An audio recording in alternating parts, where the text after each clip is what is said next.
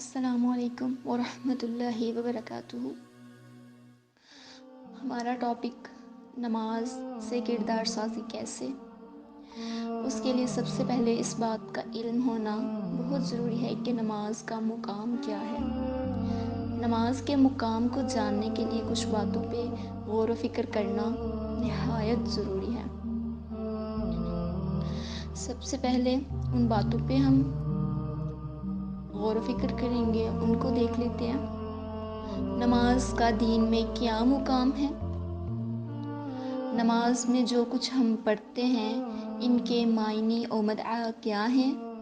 وہ کون سی نماز ہے جس کا دعویٰ یہ ہے کہ ان الصلاۃ تنہی عن الفحشاء والمنکر، یقیناً نماز فحش اور منکر سے روکتی ہے۔ وہ کون سی نماز ہے جس کے بارے میں قرآن مجید میں کہا گیا ہے کہ صبر اور نماز سے مدد طلب کیا کرو؟ ہم نماز میں خشوع و خضوع پیدا کریں، یہ کیسے ممکن ہے؟ وہ کون سی نماز ہے جس کے نتیجے میں اولئک هم الوارثون الذین یرثون الفردوس هم فیہا خالدون کی خوشخبری ملتی ہے؟ نماز کیسے ہماری تربیت کا سامان فراہم کرتی ہے؟ نماز میں یہ طاقت کہاں سے آتی ہے کہ ہمارے اندر بندگی کا کمال پیدا کر دیتی ہے؟ وہ کون سی نماز ہے جس میں اللہ تعالیٰ کی وفاداری، اللہ تعالیٰ کی فدانیت اور الہیت کی کیفیت پیدا ہوتی ہے؟ وہ کون سی نماز ہے جو مسلمانوں کی طاقت کا اصل سرچشمہ بنتی ہے؟ نماز کیسے ہمیں دنیا کی امامت کے قابل بناتی ہے؟ نماز سے سیرت سازی اور کردار سازی کیسے ہوتی ہے؟ نماز ایک بہترین تربیتی نظام ہے، کیسے؟ نماز میں یہ طاقت کہاں سے آئی کہ وہ ایک بندہ مومن میں مضبوط سیرت و کردار اور زبردست صلاحیت پیدا کر دے، جس سے کہ وہ بدی کے سخت سے سخت طوفانوں کے مقابلے میں نہ صرف یہ کہ وہ کھڑا رہ سکتا ہے بلکہ ان کا منہ توڑ جواب بھی دے سکتا ہے، ان کا منہ پھیر بھی سکتا ہے۔ نماز کے ان تمام پہلوؤں پہ غور کرنے سے پہلے آئیں ہم ان بنیادی نقطوں کو پھر سے تازہ کرتے ہیں کہ ہمیں ہمارے خالق نے کیوں پیدا کیا تھا، ہماری پیدائش کا اصل مقصد کیا ہے۔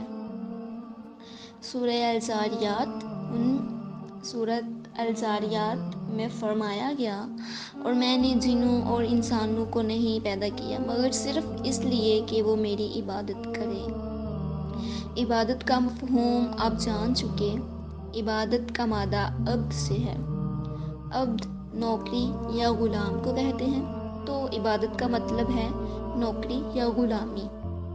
صرف میری عبادت یعنی صرف اللہ کی نوکری اور غلامی، ہمہ وقتی، ہر وقت، ہر ایک کام میں، ہر بات ماننا، یہ ہمہ وقتی عطیت کیسے ممکن ہے جبکہ وہ براہ راست کائنات خود سامنے بھی نہیں، یعنی کہ وہ براہ راست خود ہمارے سامنے بھی نہیں، تو ہمہ وقتی عطیت کیسے ہو سکتی ہے؟ نماز اس مشکل کو حل کرتی ہے۔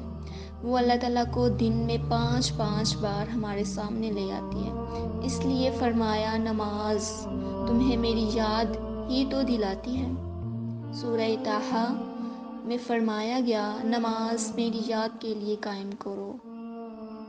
نماز اس رب کو شعوری طور پر ہمارے سامنے لے آتی ہے جو پردہ غائب میں ہے، جسے روز و شب کی جھمیلیوں میں ہم اکثر بھول جاتے ہیں، اور یہ وقفاً سے نماز کا ہم پر احساس جو ہے، یہ ہماری کیفیت جو ہے اسے ہمارے سامنے لے آتی ہے۔